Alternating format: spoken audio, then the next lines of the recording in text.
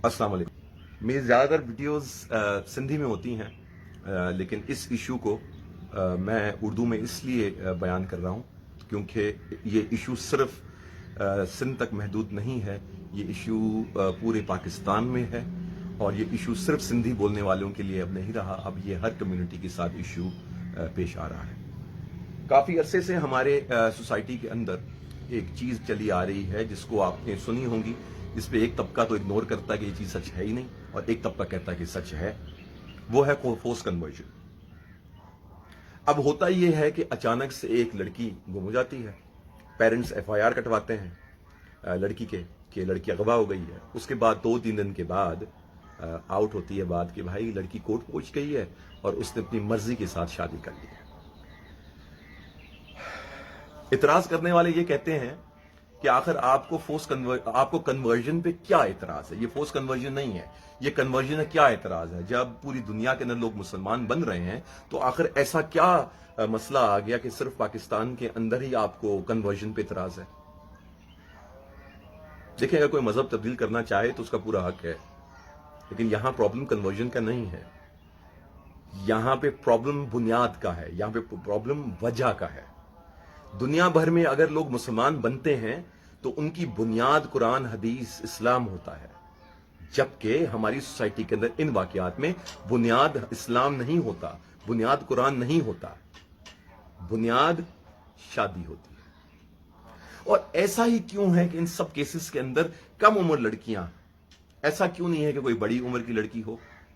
और अगर बड़ी लड़की उम्र की भी हो तो बुनियाद तो हमारी कुरान होनी चाहिए ना, बुनियाद तो इस्लाम की तालीमात होनी चाहिए ना, या कि किसी से इश्क करना। इस्लाम की बुनियाद तो कुरान है ना, इस्लाम की बुनियाद तो रसूलुल्लाह सल्लल्लाहु अलैहि वसल्लम है ना। जब बुनियाद में ही वो चीजें मौजूद नहीं है तो ये कन्वर्जन कैसे हुई? ये तो मजहब का मिसयूज हुआ, ये कन्वर्जन तो कहीं से भी नहीं है। और दूसरा ये कि कम उम्र लड़कियां ही क्यों? उस ऐसे भी 2-3 केसेस हुए हैं जहां पे बड़ी उम्र की भी होंगी लड़कियां, केसेस हुए होंगे, लेकिन वहीं पे भी यही इशू है ना, वो जो मैंने पहले कहा, वहां पे भी यही इशू है। बेसिस रिलीजन नहीं है, बेस रिलीजन नहीं है, बेस शादी है। तो ये जो कन्वर्जन हो रही है, जब उसकी बेस ही शादी है तो ये कन्वर्जन तो नहीं हुई, ये तो मजहब का मिसयूज हुआ, जिसकी मुखालफत हर किसी पर फर्ज है। अब आते हैं अभी जो मसला पेश आया है आरजू का। एक 13 साल की लड़की अचानक से गुम हो जाती है और उसके बाद उसको कोर्ट में पेश किया जाता है। पेश करने के बाद 13 साल की लड़की का 44 इयर्स के लड़के के साथ शादी की जाती है और कहा जाता है कि इससे इस्लाम कबूल कर दिया। उसके माँ बाप रो रो के निढाल हो जाते हैं। तो थ्रेट कर रहे हैं लड़की को। आजो बच्चे आजा मामा के पास, मामा के पास आजा मेरे बेटा, मामा बुला रही है तुझे। हम एक तरफ ये तो कहते हैं पूरी दुनिया के कि हमारे एहसासात की तजलील ना की जाए, हमें तजलील ना किया जाए, हमें बेइज्जत ना किया जाए, हमारे अकायद को बेइज्जत ना किया जाए। हम कहते हैं कि अगर आपको हम मुसलमानों से कोई इख्तलाफात हैं तो इल्मी इख्तलाफ तो हर किसी का हक है, लेकिन हमारे मजहब की तौहीन ना की जाए, हमारी मजहबी शख्सियात की तौहीन ना की जाए, हमारे मजहब की चीज़ों की तौहीन नहीं की जाए। हम पूरी दुनिया में ये बात करते हैं। दुनिया में जो भी मुल्क हो, जब भी वहां मामलात होते हैं तो हम ये कहते हैं कि ये क्या जुल्म हो रहा है, ये ना हो, हम मुसलमानों के साथ जुल्म हो रहा है। लेकिन जब हमारी सोसाइटी के अंदर किसी क्रिश्चियन, हिंदू या किसी और मजहब ताल्लुक रखने के साथ ऐसा ताल्लुक होता है तो हम कहते हैं कि ये साजिश है। हम कहते हैं कि ये, और मैंने ये देखा है आजकल सोशल मीडिया का दौर, मैंने देखा है जब ऐसी खबरें आती हैं तो कहा यह जाता है कि सिर्फ लड़के का कसूर नहीं होगा, इसके अंदर लड़की भी कहीं ना कहीं कसूरवार जरूर होगी, कहीं ना कहीं कसूरवार होगी। जब मजहब का मिसयूज हो रहा है तो मजहब को तो कोई ब्लेम कर ही नहीं रहा ना। यहां पे यहां कहा यह जा रहा है कि मजहब का मिसयूज हो रहा है। एक 13 साल की लड़की, उसको क्या तबलीग की 44 इयर्स के बंदे ने कि वो मुसलमान भी होने को तैयार है और उससे शादी भी कर ली। चलो, आपके मुसलमान बनाना था, एक 13 साल की लड़की को इस्लाम में दिलचस्पी थी, तो शादी करना जरूरी क्यों था?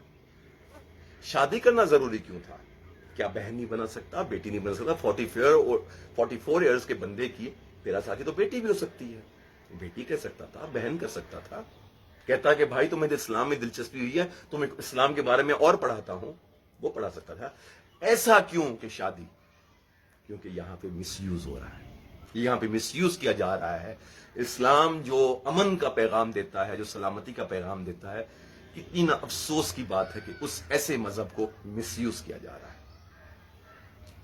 یہی لوگ جو ان ایسی شادیوں کو، ایسے واقعات کو ڈیفینڈ کرتے ہیں، جب ان کے سماج کے اندر ان کی کمیونٹی کی لڑکی گم ہو جاتی ہے تو وہاں سپورٹ تھوڑی کی جاتی ہے، وہاں پہ بات کی جاتی ہے غیرت کی، پھر غیرت کے ساتھ ان کو مارا جاتا ہے۔ اپنی بات آئے تو غیرت، لیکن جب دوسرے کی بات آئے تو پھر غیرت تھوڑی ہوتی ہے، غیرت تھوڑی ہوتی ہے۔ جب ہم ویسٹ کے ورلڈ یا ایسے ممالک جہاں ہم مائنورٹی ہیں، وہاں پہ ہم حقوق کی بات کرتے ہیں اور یہ کہتے ہیں کہ ہماری تذلیل نہ کی جائے، ہماری بےزتی نہ کی جائے، تو یہ بتائیں کہ پھر ہم اپنے لوگوں کو کیا جواب دیتے ہیں؟ کل کوئی ہمیں بھی یہ کہہ سکتا ہے کہ آپ اپنے رائٹس کی تو بات کرتے ہیں، لیکن آپ کی سوسائٹی میں رہنے والے کرسچنز، ہندوز اور دوسرے مذہب سے تعلق رکھنے والے، میں لفظ اصلاح ایک ہے نان مسلم، میں لفظ نان مسلم استعمال نہیں کرتا، اس کی وجہ بتا دوں۔ ہماری سوسائٹی کے اندر لفظ نان مسلم یوز کیا جاتا ہے، نان مسلم کسی کی آئیڈینٹی نہیں ہے، اس کا ریلیجن اس کی آئیڈینٹی ہو سکتا ہے، ہندو ہو سکتا ہے، کرسچن ہو سکتا ہے، مسیحی ہو سکتا ہے، سکھ ہو سکتا ہے، دیر از نو سچ تھنگ ایز نان مسلم۔ تو ہم جب ایکسپیکٹ کر رہے ہوتے ہیں دوسرے سے، تو ہم خود دینے کو تیار کیوں نہیں ہیں؟ میں نے ایک جگہ کہیں پڑھا تھا، میرے خیال سے حدیث ہی ہے، کہ اگر کسی مسلمان سماج کے اندر کوئی کسی اور مذہب سے تعلق رکھنے والا کوئی فرد رہتا ہے اور اس کو حقوق نہیں دیے جائیں گے اگر، تو روز محشر ان کے حقوق کا بھی سوال ہوگا آپ سے۔ آپ مجھے یہ بتائیں، اگر کسی کی بیٹی اٹھائی جائے اور اس کو مذہب کا رنگ دیا جائے، جبکہ مذہب سے کوئی تعلق نہیں ہے، اس 44 ایئر بندے کا مذہب سے کوئی تعلق نہیں ہے، وہ صرف مذہب کارڈ یوز کر رہا ہے، مجھے بتائیں اس کی فیملی کا کہ کیا خیالات ہوں گے ہمارے لیے، اس فیملی کا مسلمانوں کے لیے کیا خیالات ہوں گے؟ اور جب کافی لوگ باہر نکل آئیں گے اور اس کی سپورٹ کریں گے مذہب کی بنیاد پر، تو اس فیملی کا یا اس کمیونٹی سے تعلق رکھنے والوں کا رویہ ہمارے لیے پازیٹو ہوگا یا نفرت پیدا ہوگی؟ نفرت ہی پیدا ہوگی، محبت پیدا نہیں ہوگی۔ ایک لڑکی کے ساتھ اگر ظلم ہوتا ہے اور ظلم کرتے وقت اس کے ساتھ زیادتی کا جو بنیاد بنایا جاتا ہے، اس بنیاد کی بات کی جائے گی تو اس بنیاد کو برا کہا جائے گا۔ اس سارے معاملات میں ہم اپنی جنسی ہوس کے لیے مذہب کو بدنام کر رہے ہیں۔ کب تک ہماری سوسائٹی کے اندر ایسا ہوتا رہے گا؟ کب تک ہماری سوسائٹی میں رہنے والی ہندو لڑکیاں، کرسچن لڑکیاں، سکھ لڑکیاں اور دوسرے مذاہب سے تعلق رکھنے والوں کے ساتھ ایسا ہوتا رہے گا؟ اور کب تک یہ کر کے اور اس کو ڈیفینڈ کیا جائے گا مذہب کے نام پر؟ یہ مذہب نہیں ہے۔ ہندوستان کے ایک بہت بڑے عالم دین ہیں مولانا وحید الدین خان، ان کی ایک کتاب ہے، انہوں نے کنورژن کے اوپر لکھا ہے کہ کنورژن کیا ہوتی ہے۔ کنورژن اندر کے انقلاب کا نام ہے، نہ کہ شادی کرنے کا۔ یہاں پہ تو مسلمانیت کی تو بات ہی نہیں ہو رہی نا، یہاں پہ مذہب کی تو بات ہی نہیں ہو رہی، یہاں پہ فردوں کے اپنے انٹرسٹ ہیں جو مذہب کو مس یوز کرتے ہیں۔ خدا را اپنی سوسائٹی میں رہنے والے جو ہمارے شہری ہیں، بھلے ان کا کسی بھی مکتب سے تعلق ہو، کسی بھی مذہب سے تعلق ہو، کسی بھی آئیڈیالوجی سے تعلق ہو، انسانی حق ان کا ہے اور آپ ڈینائی نہیں کر سکتے۔